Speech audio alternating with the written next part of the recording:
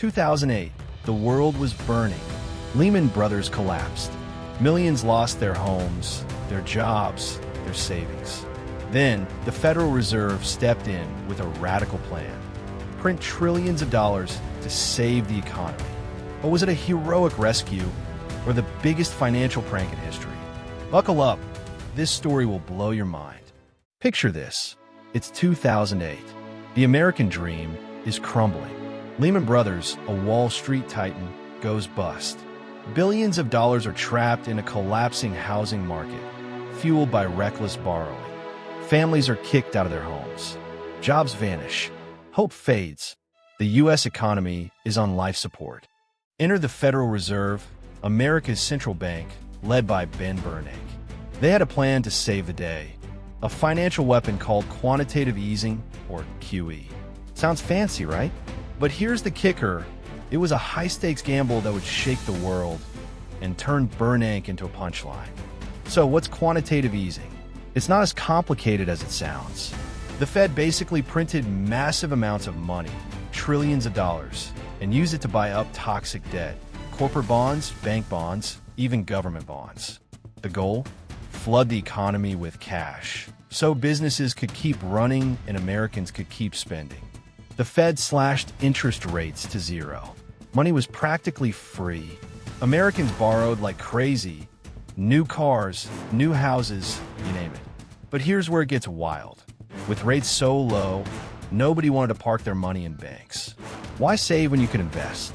Cash flooded into stocks, real estate, gold, anything that promised a return. The stock market roared back to life. But there was a catch. This wasn't money for making stuff or selling goods. It was borrowed money, fueled by debt and speculation. The economy was like a patient hooked to an four-drip of fake blood. No real circulation.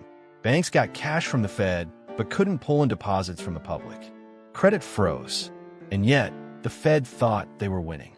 Ben Bernanke went all in. The Fed bought up $1.75 trillion in bonds, nearly a quarter of all bonds on the market. When that news hit, Wall Street lost its mind. The yield on 10-year Treasury bonds plummeted over 100 basis points in just 2 days.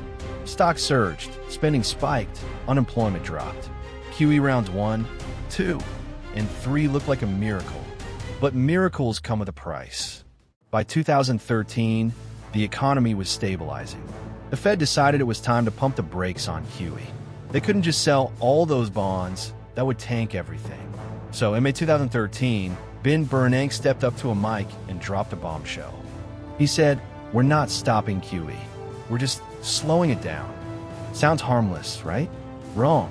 Within 2 hours, the bond market went into a full-blown meltdown. Investors panicked, terrified the market would collapse. They dumped bonds like hot potatoes. The yield on 10-year treasuries shot up 100 basis points. Wall Street was in chaos.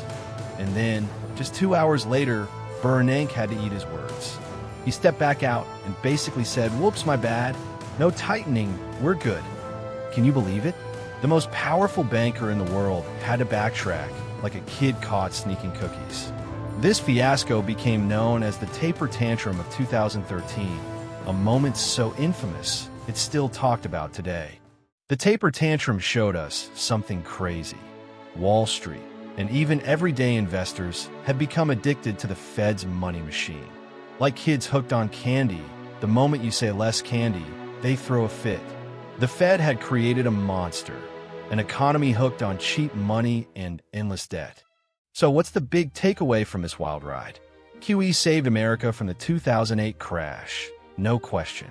But it also left us with a dangerous addiction to easy money. Today, when you see sky-high stock prices, booming real estate, or gold hitting record highs, ask yourself, are we repeating 2008? Is the Fed still playing this risky game? Here's the deal. Knowledge is your superpower. Understanding how the Fed works, how money flows, and how markets react can help you make smarter choices with your money. Don't get caught in the next market tantrum. Invest in your financial future, starting today.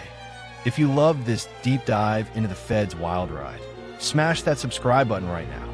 We drop weekly videos to help you decode the markets and stay ahead of the game. Drop a comment below.